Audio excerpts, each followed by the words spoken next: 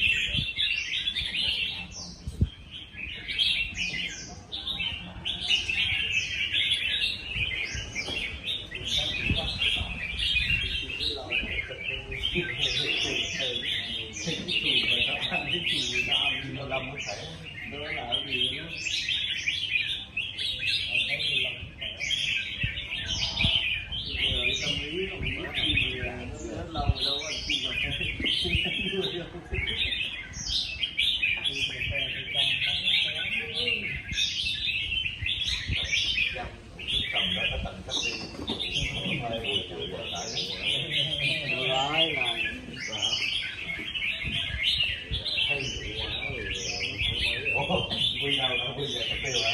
Thì nó tụi nó đem